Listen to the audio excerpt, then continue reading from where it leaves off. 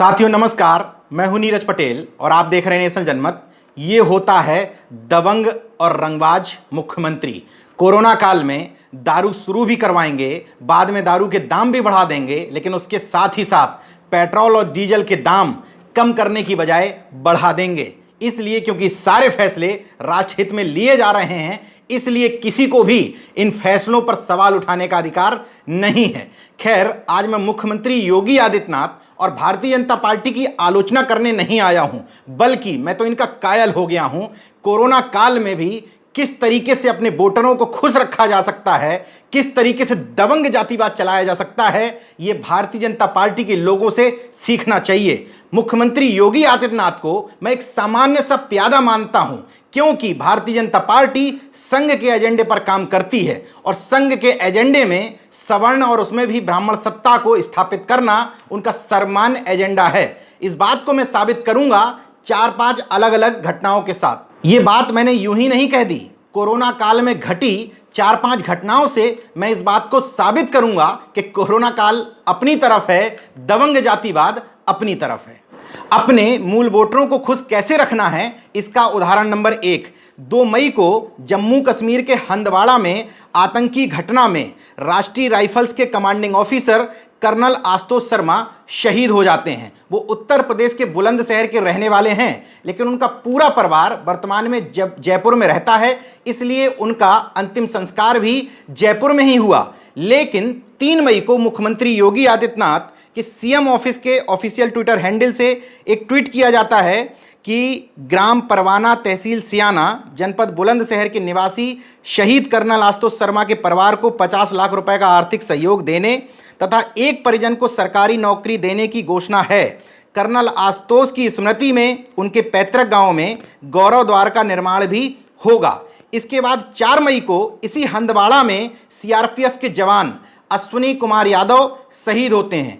और भी लोग शहीद हुए थे, लेकिन उत्तर प्रदेश से गाजीपुर के रहने वाले एक जवान का नाम था अश्विनी कुमार यादव का। इनको लेकर भी इसी सीएम ऑफिस के ट्विटर हैंडल से ट्वीट किया जाता है। उसमें लिखा था, गाजीपुर निवासी सीआरपीएफ के जवान अश्विनी यादव की शहादत नमन करते हुए उनके परिजनों के प्रति संवेदना व्यक्त की है। उन्होंने कहा कि शोक की इस घड़ी में राज्य सरकार शहीद के परिवार के साथ है। सरकार द्वारा परिवार को हर संभव मदद प्रदान की जाएगी।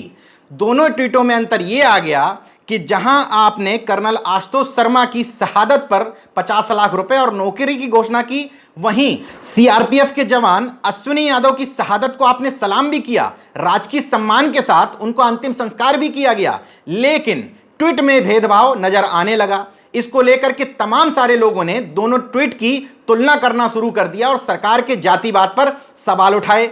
तमाम सारे मीडिया रिपोर्ट्स को मैंने उठा करके देखा तो उसमें कर्नल आशुतोष शर्मा के परिजनों को 50 लाख रुपए और नौकरी देने की बात थी, लेकिन शहीद अश्विनी यादव को लेकर के जो खबरें लिखी गई थीं, उन खबरों की हेडिंगों में से 50 लाख रुपए और नौकरी देने की बात गायब थी। इसलिए लोगों का सवाल उठाना एक हद तक जायज लगा। अगर मुख्यमंत्री के ऑफिशियल हैंडल से यह घोषणा की जा रही है तो दोनों के लिए समान घोषणा की जानी चाहिए थी। हालांकि मुख्यमंत्री की तरफ से आज इस बात का पटाक्षेप करते हुए बोल दिया गया कि अर्धसैनिक और सेना के कोई भी जवान अगर उत्तर प्रदेश से संबंधित हैं और अगर वो शहीद होते हैं तो उन सभी के घर वालों को 50 लाख रुपए और एक नौकरी दी जाएगी। इसकी घोषणा मुख्यमंत्री के इसी ट्विटर हैंडल से की गई। लेकिन सवाल यही उठता है, जब सीएम ऑफिस के ट्विटर हैंडल से यह स्पष्टीकरण दिया जा रहा है तो उसमें अश्विनी यादव का जिक्र करने से कौन सी आफत आ जाती। यही एक फर्क है। आपको अपने मूल वोट बैंक को यह दिखाना था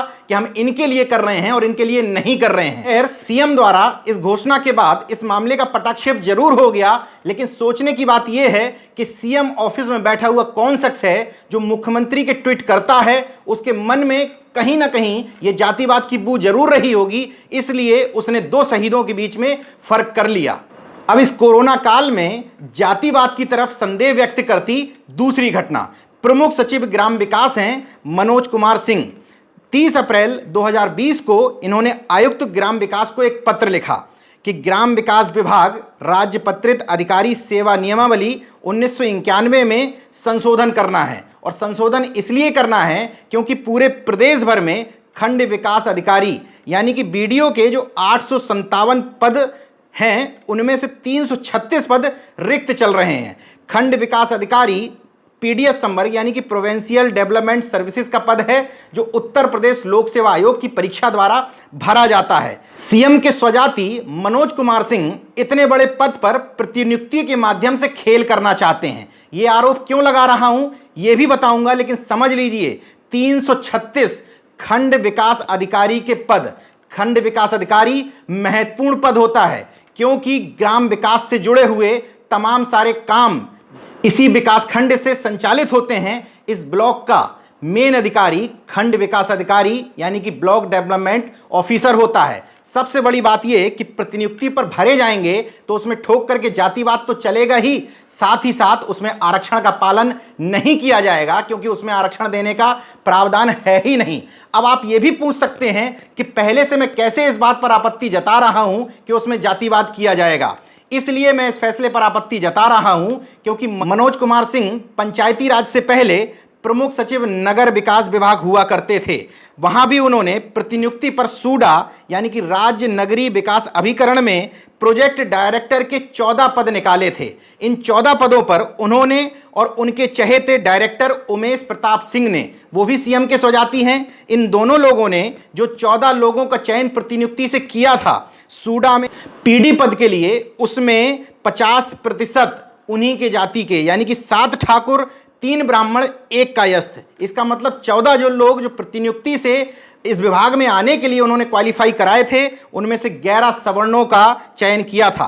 प्रतीक्षा सूची में भी उन्होंने 14 नाम दिए थे। उस प्रतीक्षा सूची में 4 ठाकुरों के नाम डाले गए थे, 2 ब्राह्मण के नाम, 1 भूमियार का नाम। इसका मतलब प्रतीक्षा सूची में भी 14 में से 11 लोग सवर्णों के नाम डाले गए थे। मतलब कि ये कि जो मेन लोगों की सूची चयनित की गई थी उसमें अगर किसी व्यक्ति को अपने मूल विभाग से यहां नहीं आने दिया जाता, मतलब एनओसी नहीं मिलती है, तो प्रतीक्षा सूची से भी जिन लोगों का नाम लिया जाए वो भी मनोज कुमार सिंह के स्वजाति हो जाएं। उस समय इनके जातिवाद की शिकायत नगर विकास मंत्री आशुतोष टंडन, जो लालजी टंडन के बेटे हैं, उन्होंने सीएम योगी आदित्यनाथ से की थी। इसके बाद अपने प्रभाव का इस्तेमाल करके उन्होंने अपने विभाग से इनका तबादला करवा दिया था।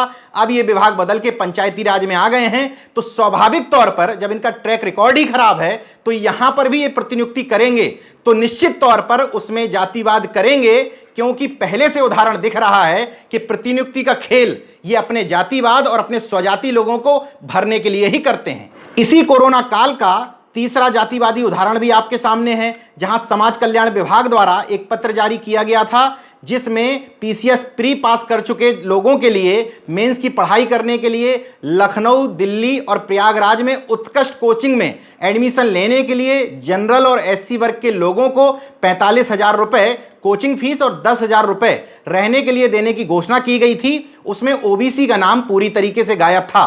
हालांकि ये लड़ाई पुरजोर तरीके से नहीं लड़ी गई, क्षणिक तौर पर लोगों को एक लेटर का झुंझुना दिखा दिया गया और उन्होंने मान लिया कि उनको सफलता मिल गई।